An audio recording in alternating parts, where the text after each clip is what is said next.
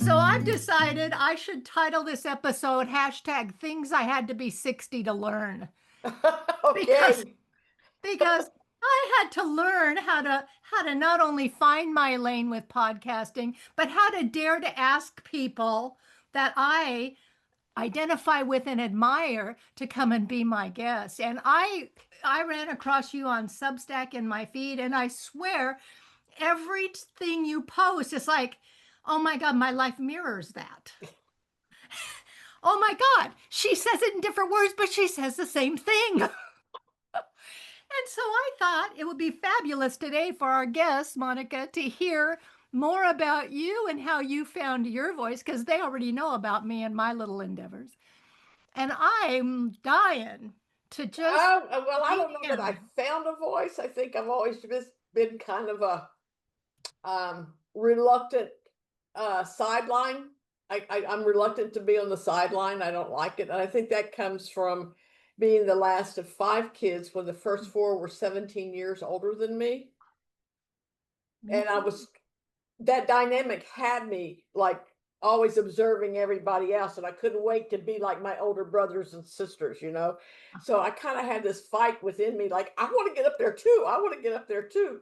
And little did I know, though, but because I came so late, I became the spoiled princess.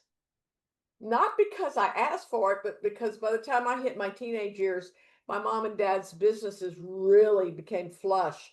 And my daddy enjoyed giving me stuff. Yeah. Like, I wake up on my 16th birthday and I have a 1965 Mustang in the driveway. Uh-huh. you know, Things like that, which made my older brothers and sisters resent me. Right. So it was an interesting dynamic. So I think the voice has always been there. The writing has always been there, but I didn't take writing seriously. I've been a career artist for 40 years. Mm-hmm. Making my way in the world. Plus, I used to produce classical pianists in New York City when I lived there for 20 years. Okay. So I've always used the creative spirit Mm-hmm. to make my way in the world. The writing came about on Substack because a dear friend who I didn't even know at the time, but she's now a dear friend, Beverly, was following my art page on Facebook, Uh-huh. and she bought a print of mine, and then she decided to write me a message about why she had to have this print, because it's called Sanctuary. It's a big blue mountain. And she had to tell me about her son being murdered, Mm-hmm. and that the way to find her way back to herself is she started writing a book. And she used the word dream. She said, I always dreamt of writing this book, and he's died like 20 years ago. Yeah. And she still is just handwriting in a notebook. And that just hit me. I'm like, oh, how many of us had dreams that we never allowed to really come through? So I just one day woke up and said, okay, we're going to do this. And here's the thing. Substack always talks about you write a newsletter, whatever. Mm-hmm. I had been writing 200-word missives every day for my 3,000 followers over on my Facebook page. And Okay. sometimes I do a 30-minute, hey, how are you video? Let's wake up and have a good day Uh-huh. kind of thing. And so it didn't occur to me that I was supposed to only write once a week on Substack. So you didn't. I just brought what I did on Facebook over to Substack. I started January 11th, and I have posted 385 articles since January 11th. Okay. Now, if we pull back and remember when you and I were kids, the daily newspaper was full of reporters who reported or wrote something every day. Every day. Yeah. So it's not really that unusual, but Uh-huh. the way Substack was set up. So for a while, there was an interesting flurry of activity because people who subscribed, then they would write and go, no, no, no, I don't want this in my email every day. Well, then, okay, fine. You're not for me. Go on. Let them go. Let them go. I don't care. Uh-huh. I know who I'm writing for. Beverly was who I was writing for. Uh-huh. And now it has just exploded. There are Mhm. close to 70 paid subscribers, 2,600 and Mhm. some free subscribers, and 5,000 followers. And that's not about me. You Mhm. understand, Kim? Yeah, That's about the message is connecting with people that tells me there's a lot of women who feel disconnected from themselves at this age.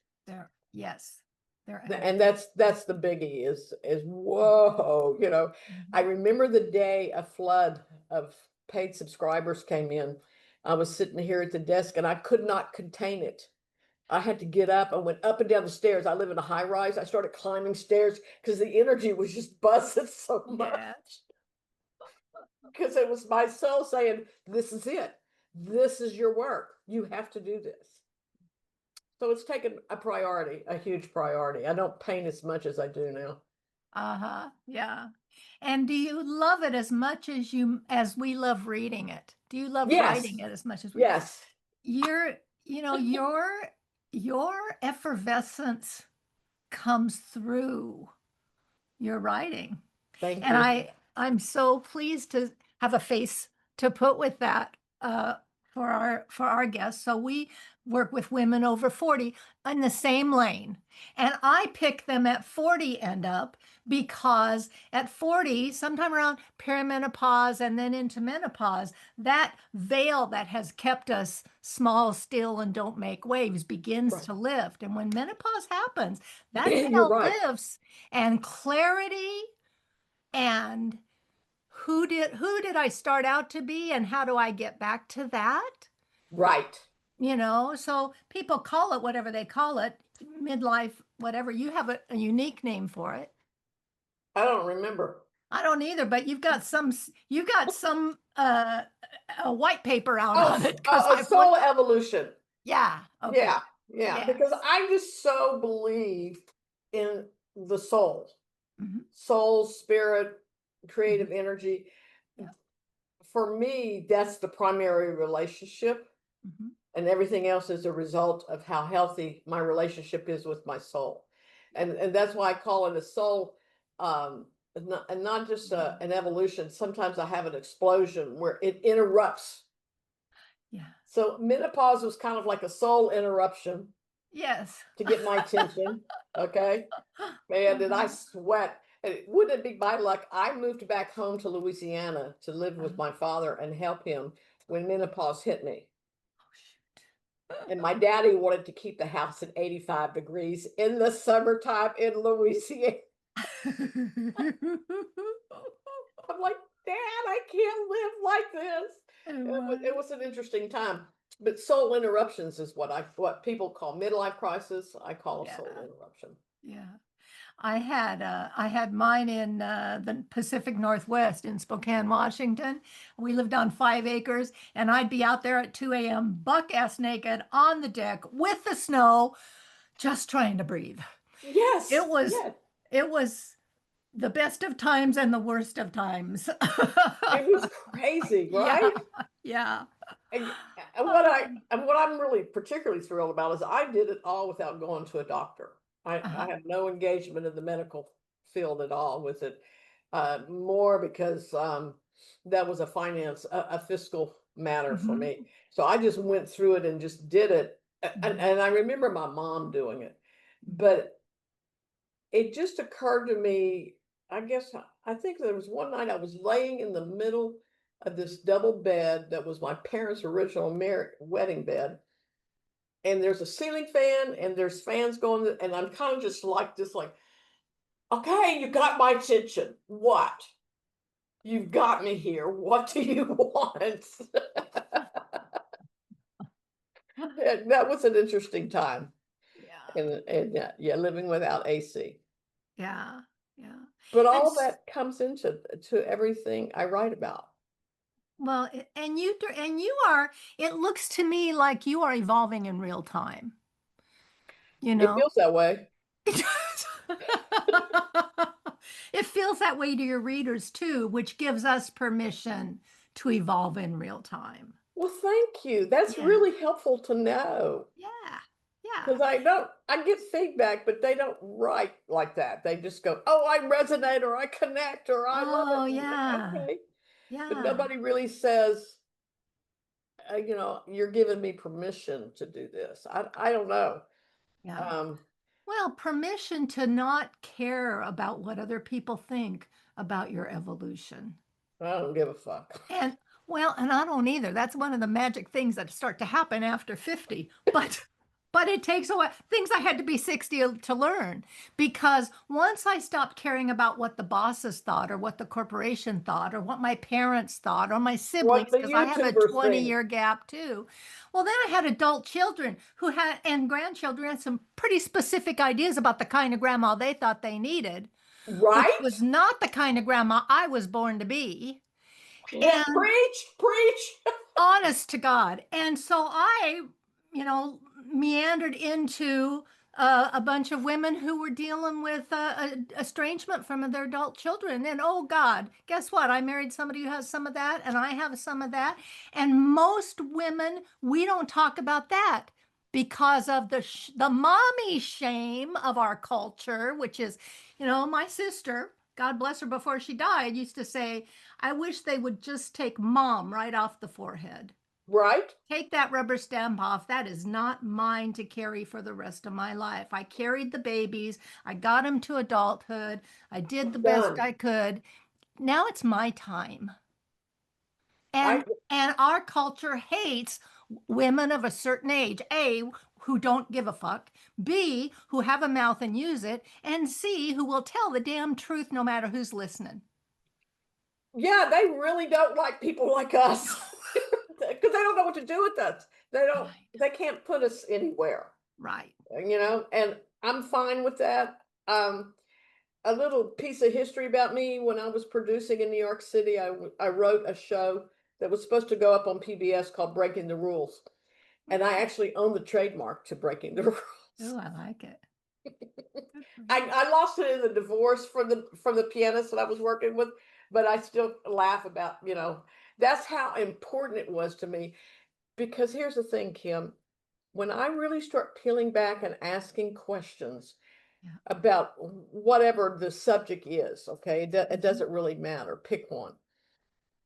I always end up finding that the rule was put in place as an arbitrary moment or an arbitrary experience by guess who? Some white misogynistic male. That's How it. did I know? That's it.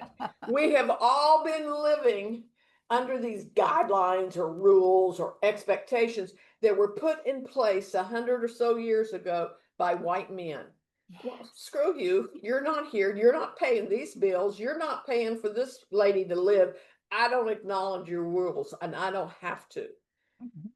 But that's the piece that if I could open up the brains of the women who follow me and come to my Zoom chats and pour into them and say, you are not obligated to live this just Yes. because they said it.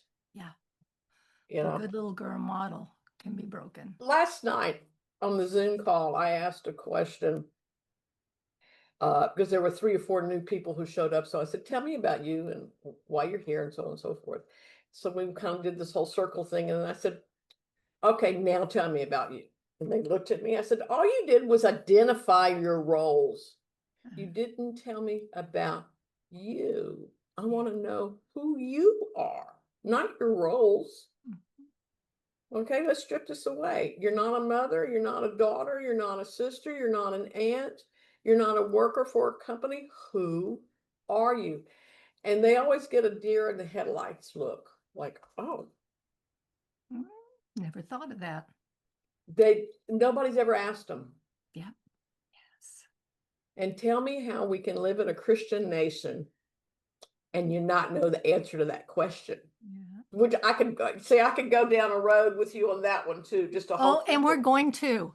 So I'm going to take a moment to pause. And you do exactly what I do. I lean in, I get excited, I lean in, but when you do, we're losing half your face.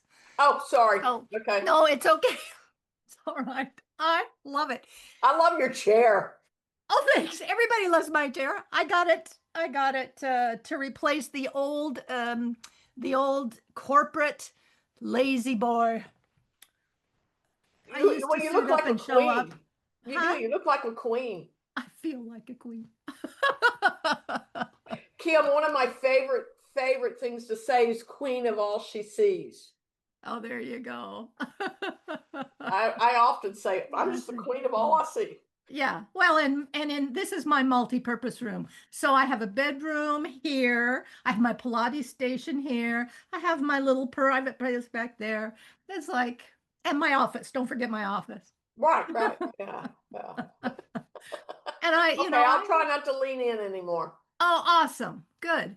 So you and I share some commonalities. I'm the youngest of five. My older sisters are 20 years older than I am, Okay, and you they get it. ranged. My parents were very busy. By the time I came along, they were done, they were out of parenting juices. And I learned not to be like my oldest sister, not to be like the middle sister because she was a troublemaker, not to get arrested like my older brother did, and so I was always laying low. I didn't want to get any of that Right. negative attention, and I had it coming from not just two parents but four siblings as Right. well, right? Yeah, yeah. And I was the youngest, and they Chaotic. decided I was Chaotic. the most spoiled, and because my parents teased their parenting skills on them, and by the time I came along they could give it rat's ass. They just they held the boundaries, but there just wasn't, Yeah, there was mine no weren't juice around. My left. sisters raised me. Exactly. Yeah, exactly. And so but that's a different dynamic. And in family systems, the dynamic is that that youngest child is typically the most creative, the most music oriented, the one with the arts, because we have to self-occupy a lot because there's a lot of drama in a house with four older kids Yes. and coming home, multiplying and coming back. So, mom was raising grandkids at the same time she was raising me, and there was a lot. And then in my case, my dad is the guy who wrote "You Are My Sunshine," the song. Oh my God, I taught that song to my parrot, sang it to every kid and to my parent. Really? Him and his brother, my Uncle Ed, and Jimmy Davis, who became the governor of Louisiana, they all three were together in an old honky tonk. It's a true story, by the way. Uh-huh. Jimmy was jilted by another woman, and he was pouring out his pain on little scraps of paper in a honky tonk. And my dad, he was sitting at a table, and my Uh-huh. dad and his brother were up on a like little soapbox stage, Uh-huh. and Daddy was playing. I think he was on the guitar, and my uncle was on the violin, and they put the tune together to Jimmy's words. So I grew up hearing that song every day of my life. What a story. What a It story. was played at all the family weddings. It was played at Uh-huh. all the family funerals, so on and so forth. But Yeah. um, Yeah. the music part of it was because of Dad and his guitar. My Mhm. parents did not want me to have any art lessons. I had to go take piano lessons. I can tell you loved Life, you know. it. Yeah. Yeah. So what else you got? What else you want to talk So, about? well, what I want to talk about deconstructing, because the minute that you ask that question of, so now tell me about you, your hopes, your dreams, who are you, rather than Mhm. what's your role? What role have you fulfilled in life? And everybody's got a dozen of them. But who are you? We can't come to that without asking what made me. I'm doing a series on deconstructing my whiteness because as I have done 75 podcasts with a variety of wonderful people, I discovered that I don't have an origin story. I don't have a I don't have a long family history of or anything that I knew about. So I've started exploring and looking and all of that. And all I'm coming into are, so what were you taught about being white? I was taught who to be afraid of. I was taught who to acquiesce to, those white males in power, how to be small and still and don't make waves from my mother's knee, sit like a lady, act like a lady, don't be too smart, don't be too ambitious.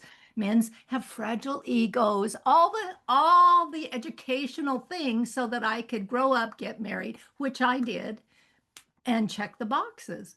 It wasn't until later life I went back to school and got my education and broke the rules. But breaking the rules meant I had to look at my church training.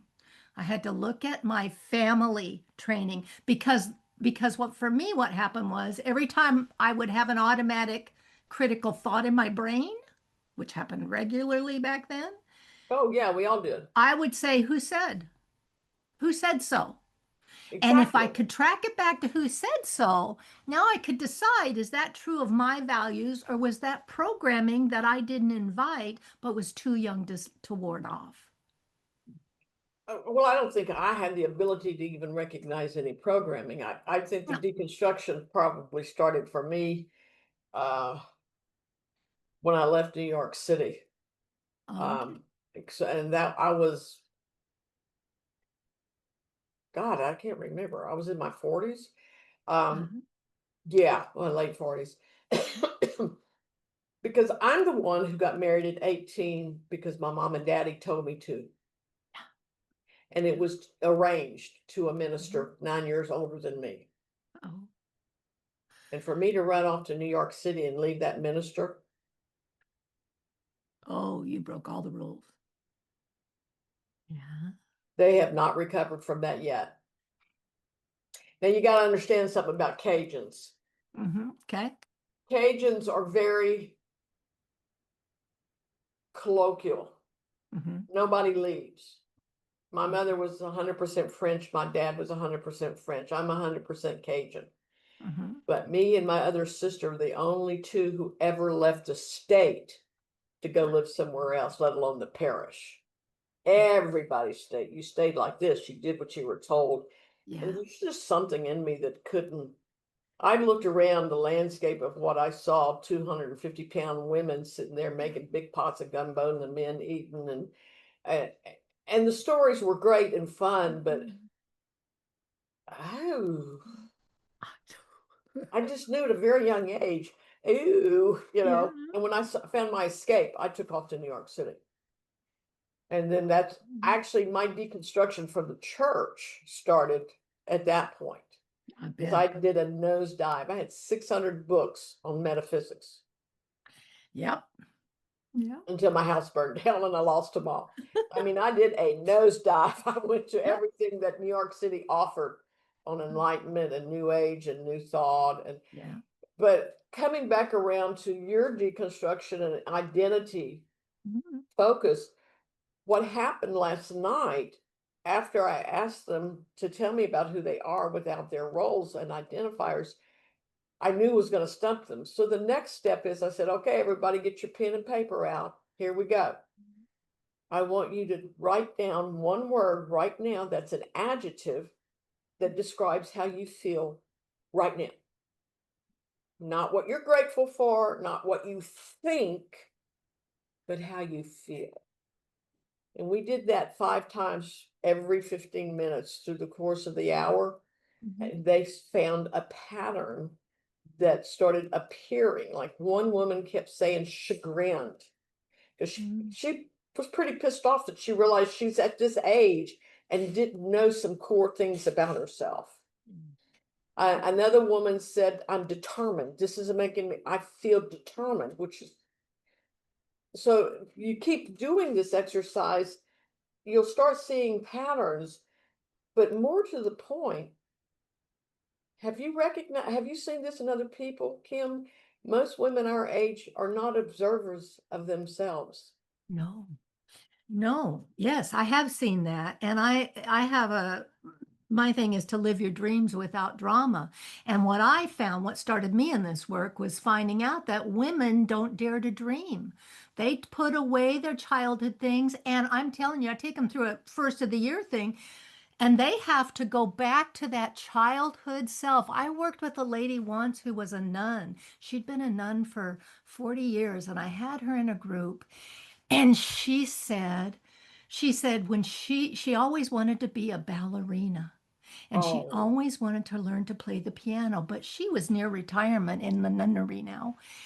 And I said, then that's the thing you need to go do. You need to go take piano lessons, or you need to go do a bar class, or do something that gives yourself permission to reconnect with that young one, unless you be as a child, right? Right. Reconnect. And she did, and I'm telling you, it sparked such renewal and joy in her later years. Which leads to more discoveries, which leads to Yes, more sparks. You just yes, keep going and going and going. yes, I mean, you can take the same analogy of your hamster in a wheel and you keep doing the same thing. You wash your dishes the same way, you make your bed. Okay, well, the same energy, and once you get out of it and yeah, create a spark, then it keeps going. yeah, I know it has for me. It's just, yeah. I don't know what's next. I don't have Yes, a clue, and I kinda like that I actually, do too. the And discovery I part like of to it. just show up, because Yeah, that's all I ever have to do. Everything I need to know for this conversation, I've already been given, or it's going to evolve between us. And so right, all I have to do is show up, and the rest will be real, because there isn't anything I'm afraid to look at. But but when you haven't observed yourself, when you haven't done any of the deconstruction, you're afraid somebody's going to see something that you spent your lifetime being hiding, told shouldn't be seen. right, right, and And that so is leading by example like you are, that's what I mean by women don't know they need permission. They want to say, oh, no, I don't. I'm a grown woman. Well, clearly you do, or you'd have already fixed it by now. You know? right. Yeah. Yeah. No, I come across this a lot. I kind of, I live a rather isolated life, though. Mhm. Yeah. I'm not in any book clubs, I don't go to church committees, Mhm. I actually don't do anything socially. I'm not even a part of the local art clubs. Right. Yeah. Um, that Mm. can be a whole nother conversation, but what I come across though, when I say I come across women, between Facebook, Substack, even Reddit, and TikTok, I, c- I- it almost makes me want to sit down and cry because there are so many women who didn't know there could be more, and Yeah. nobody's given them permission to to Mhm. have more. Yes. You know, Yes. I just want to go. Oh, come on, baby, come with me. Let's do this. Yes. You know, it is. I'm astonished. And then as many people like you and I are out here doing this, Mhm. there's you and I, there's another million women who Art. don't know they have permission. Right. It Right. blows my mind away. Right. You I know, remember, I remember in that first marriage I had that lasted 22 years and 3 children. And his favorite line with me when I disagreed with him was, who told you to think? Who gave you permission to speak? no shit. No shit. He was a former police officer, and I was raised, in a PTSD military home where, the law of the land was that, man's home in his castle, and there are no rights other than dad. He was the only one who got to have all the feelings and all the. And so, of course, that's what I would marry and stay for the sake of the children.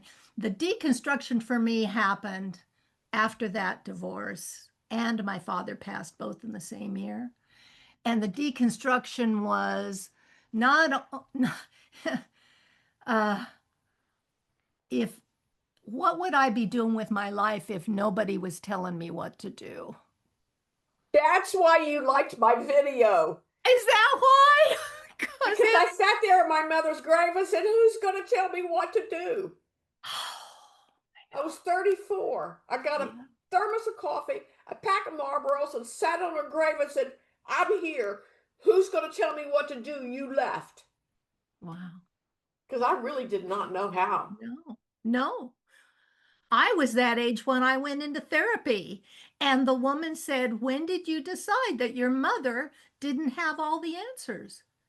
And it was a brand new gobsmacking thought, because I talked to my mother every day. It never occurred to me that she didn't have all the answers, or wouldn't, or shouldn't. Right. You Right. know, 40, man, you got to be 40 before you start to come into your own. That's why you picked the focus of 40. I think, yeah, it is because when women are still busy punching the clock or the box or or packing the lunch boxes or whatever they have to do in their reproductive years to get through and make everybody happy, that's where their focus is. That's where their time, resources, and energy go. But somewhere around 40, they're starting to empty nest. They're starting to have some, hormonal shifts that are giving them some clarity. They've got more disposable income from their career. And boy, I'm telling you, you don't realize till the kids move out how much they cost. Both in Because, time and money. oh yeah, because once they're gone, all of a sudden there's disposable income that didn't exist when I was feeding teenage boys. Kind of magic. So that's the age, and my hope is to catch them at 40 Hmm. instead of at 60 when they've had to then go through 20 more years of now, because at 40 you've hit prime time in male America, male white America, and in your career and everything, you are becoming irrelevant in their Oh, world. please. I was never And relevant. And the minute that you buy into that, you disappear into the woodwork. I am not going I could see quietly. your thought in that. Yeah. Yeah, yeah, irrelevant has always stuck in my craw. I spent my Oh, whole life being told, don't tell those things about our family. If there's an elephant in the living room, I'm putting it on the table so we can all smell it. Just him. I always thought of it as I was kind of like on the sidelines. I was allowed to observe, Hmm. but not participate. Right. I'd never say a word about the family. Yes. Oh, this family was so perfect. I have a brother that's a district attorney, and I married the minister, and my other sister did the recordings with my father. We were all the Bear family. We were perfect people. I used to laugh not knowing what I was saying at the time, but when I was a teenager, I'd say Rosalie, my mother would put her brush in a gallon of varnish and just put it over everything and make it shiny and bright. Yeah. That's right. But you know what, Kim, I like to give my parents some credit though. Oh, yeah. Neither one of my parents went past the eighth grade. Mine either. Both of See, mine. that's the story that nobody talks Nobody about. knows. There were no options for her. She, Right. you know, she used to say to me, if I married him till death do us part, and if I can't live with him, I'm gonna kill the son of a bitch. But it wasn't until after she passed we find out that it was because he had a whole other little family going on midway through their marriage 30 years, Oh 50 my years goodness. prior. That had he died first, she would have gone to the grave with that secret. She didn't tell anybody about that. But when she died first, he went and looked her up, and that took our little family into a whole other realm of Tell hidden me you're history, which is tell me probably you're the writing a other book about reason. that. I've been told I should, yeah. Truth is stranger than fiction. Oh my God. Well, I think the thing that what we're really talking about is having I want to say courage, next is confidence, having the determination to not let those stories live in the shadows, Yes. Yes. to bring them out Right. and put some light on them. Right. Because the next generations past Right. coming up behind us will benefit from that. And entirely possible that your family won't enjoy when you tell their family stories or your version of the family stories. And But it ask me if turns I out care. it's not even for the grandkids or the it's not even for my generations that I do it. Mm. It's for those millions of women who don't know that there's another path, that they could, Right. that they Yeah. could. Now, And we I don't know really if you are know where I leaders. live, in the shadow of Liberty University. Do you? Okay. I watched these little girls become trad wives. Oh, How hard is That's who that? we're doing this for. Yes. They're going to discover us after Yeah. we're long and gone, Yeah. thanks to the internet. And Yeah. they're going to go, oh, I Mm-hmm. wish somebody would have told me. Yeah. But they can't hear it if you try to tell them right No. now because they've bought the package. Yeah. They got to be 40. Is that the number you've discovered? It's got to be Well, 40. it sort of is. It sort of is the number I've discovered. I've watched my daughters, I've watched other women go through it, and they don't really start deconstructing Saint Mom or Saint Dad until their mid 30s. And so, Mhm. as a parent, you go through, oh my God, they're teenagers. How am I going to survive this? Too. And then in the 20s, they think you walk on water again. And then somewhere around the mid 30s, they decide you're the devil again, kind of like they did when they were 17. And some around 40, early 40s, they come back around. I don't know what happens after that because I don't have any past 47 at this point, I do. hoping, right? But it cycles. Mm-hmm. The Yeah. looks, the Yeah. false eyelashes, the Yeah. skincare, the exercising, the treadmills, the da, Yeah. da, da, da, da, The da, da, da. Botox is the gateway drug. Don't forget that one. Yeah. Yeah. Oh God, it is, isn't it? Yeah. It is. Yeah. I did Yeah. 10 years of Botox trying to be relevant when I was 50. And when I was 60, I said, I hate needles. I'm not doing this anymore. Well, see, nobody says this. Who you trying to be relevant to? Well, exactly. I was still in corporate culture, right? And that was how I thought I had to do to maintain a presence in the C-suite. Oh no, Now I don't care about I the mean, I totally C-suite. get it. Yeah. Did you? I had red power suits. Did you have red power suits? Red power panties. I will never forget the day I had And to go padded up. shoulders. Don't forget those. Oh my God, yes. I Yeah. had to go up to the boardroom at Sony Classical to make a deal. Uh-huh. And it was a kind of an unusual situation that I even got to call the invitation to come do it. So I'm like in my red power suit and my 4-inch black heels. And this is in Manhattan, okay? Yeah. Walking those sidewalks and those. So, but I walk in and do something they didn't expect. I pulled out my experience as a Southern Belle and I proceeded to serve them coffee and donuts, which made those men's Mm. defenses completely lower.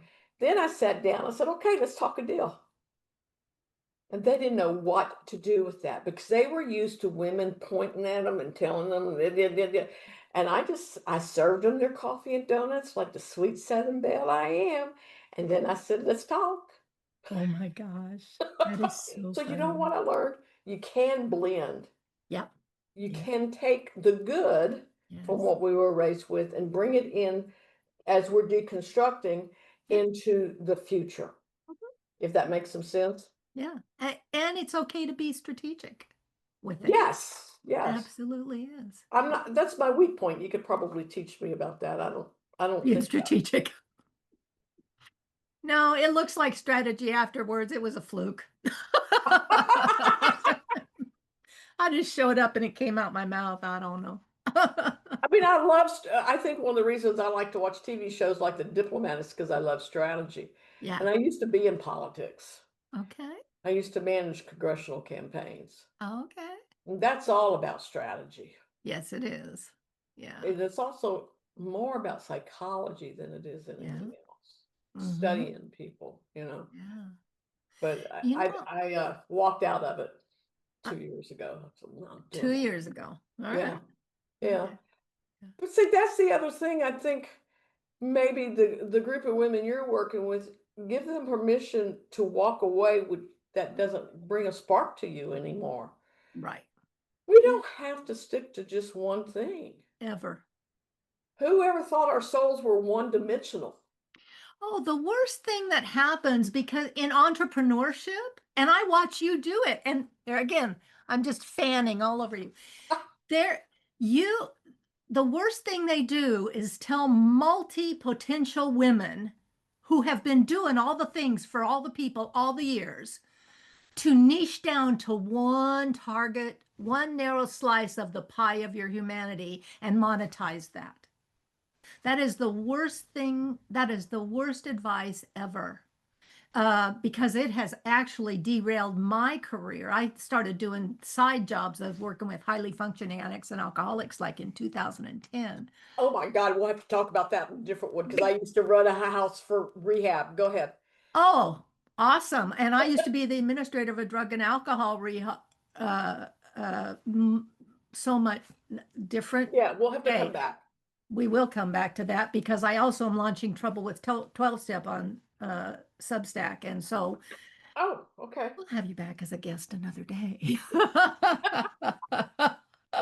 is fun. Ah, It is fun. And this really, I mean, as we're getting to know each other, our audience is getting to know little snippets of both of us. And yeah, I just want to uh amplify what you're doing across social media so much because the it is the most authentic thing I've seen outside of the political feed that I get. my goodness, thank you. And that authenticity, not only is it paying you in dividends financially, spiritually, soulfully, but but the but the ripples you're making in the pond of womanhood for generations you don't even see necessarily, and we won't live Right. long enough necessarily to see the fruit of our labors. But I'm at a point in my life where I am getting to see some of the fruit of mine, and it's pretty exciting to be alive long enough for that. I hope so. I made a prediction that I would probably make it to my early 90s because There you I'm go. 70. All right. So you got And 20 good years left. What are you going to do? okay, wait, yeah, That's what I'm saying. I can't imagine waking up going, okay, the bed's made. I've unloaded the dishwasher. I did a load of laundry. What else am I going to do? Really? Yeah. God, you made me to just do good, really good at making chores? Right. I think not. I think there's more to us than that, you know? So to render my daily life into being excellent at creating a do list and then checking it off, to Mhm. render my life into that, I think is disrespectful to the original creator that some call God. Agreed. Agreed. And I wish that we could get that piece of message to every male and female who retires in this country because retirement really is reinvention Hmm. unless you just start checking the box. And I'm going to relate a story of a relative of mine who has a master's level education, did a career in government, and retired and found herself at the in her laundry room folding her husband's underwear one day and broke down in tears because this was not, who is this woman? This is not what she envisioned her retirement to look like. And it was time for her to decide who she was going to be. But she had just fallen into, well, I guess that's what I do then. I don't work anymore. I do little odd jobs and I fold people's underwear. Oh, hell no. I learned that watching my mama serve our family, that there was no guts and no glory in that kind of servitude. And I wasn't a life I wanted.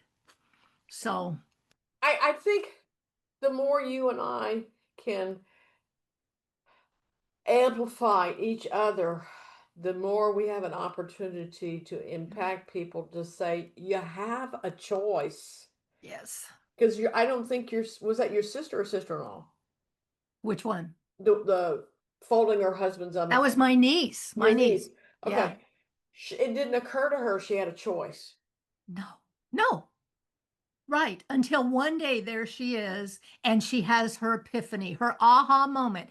And every woman I know who has taken the reins of her life back at any point in time, there is a light bulb moment. There is a visit from the soul or the spirit that changes your trajectory forever. And no matter what else happens, there's no going back to the before place.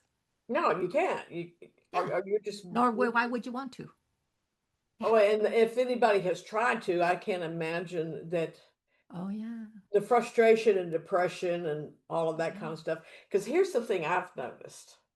All of the women who work with me, Mhm. there's no frustration, there's no depression, there's Yes. no worry, there's Yeah. no sadness.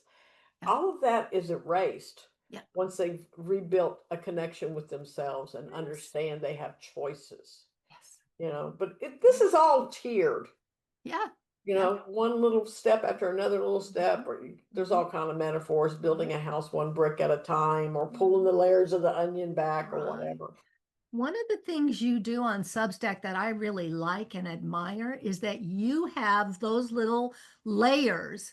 You've written little booklets, little journals, little somethings that you've got for sale for like a On the buck nine. PDFs.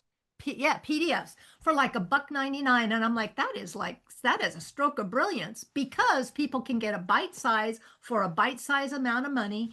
And then it might move their needle or it might say, oh no, this is not for me. What a great little taste test for you. No, it's the intention behind all of that was to to. I believe one thing: if you give something away for free, Yeah, it means nothing. yeah, They don't care. Ah, she gave it to me. Doesn't mean. But if you put a little bit of dollar value to it, well, I paid for that, so let me go print that. Let me go read that. yep, So maybe they'll take the next step. yeah, Maybe they'll say, "Oh, okay, well, what else is over there that I have a choice?" Like one of my most popular ones is the soul-led scavenger hunt. mm-hmm. That's Just to get them, intriguing. it's full of little prompts to get them to think about the way they think about themselves. Mm-hmm. And if you actually go through all of that, then you're going to want the next stuff, the rest of them. Yeah, So yeah, it's been kind of fun to watch that, actually. that is. Yeah. But thank So you for acknowledging that. this podcast for season 3, which is I think you're the last guest in season 3, is Resilience Reimagined. And you are reimagining in real time. And so where do people find you? How do they find you? I found you on Substack. Where? It's really funny. I got rid of everything to Mhm. make that easier. It's Monty Rose, Monirose, Soul, Soul, all one word. Monty Rose Soul, because my name is Monica Rose. Got it. MontyRoseSoul.com, which is Mhm. actually it goes to Substack. Ah, And then on Substack, there are links to my Facebook. I have 2 Facebook accounts, mhm. Instagram, YouTube. I loathe Instagram. I very rarely get on there, but Yeah. from time to time I'll get on TikTok. I actually don't really enjoy building the YouTube. I'm not that. Mhm. I'm there because it's important, Mhm. but it's not like someone just wrote me an email and said, "We'll teach you how to do SEO and build your numbers." Oh, yeah. No, no, Pass. Yeah. no, Yeah. no. I'm good, thank you. I like it like it is because the people who show up Uh-huh. are the people that are interested in the next chapter of their lives or unfolding or recommitting or reinvent whatever. I'm not chasing numbers, is what I'm saying. Right. Right. You I have a know, pre-viral mindset. I don't care about going viral. I care about connection. I could care less about viral. Yeah. Have you had this experience? Twice I've had it since August. I'll get this rush of people who all of a sudden have to subscribe. Mm. And then within a week, that same rush, it's usually about 100 people, they all unsubscribe. Oh, wow. No, And I then it have goes not back had up, that. and then it comes back down. Yeah. Which is why I renamed the newsletter the Daily Rewire, Uh-huh. because they'll So join they me know from a what to expect. Substack note. Yeah. In their mind, it's a weekly newsletter. Yes. So I send out an email to him going, "Yo, you're going to hear from me every day Yeah. because this is important. Yeah. This is not, oh, that's a pretty piece. I like what she wrote. This Uh-huh. is me saying, get up and live your life." Yeah. As Yeah. sassy as I can. And the ones who stay are the ones who actually end up becoming a paid subscriber for all the other benefits. Mhm. They're the ones that I have the privilege of watching unfold. Mhm. It's kind of a nifty little thing to watch. Nice, nice.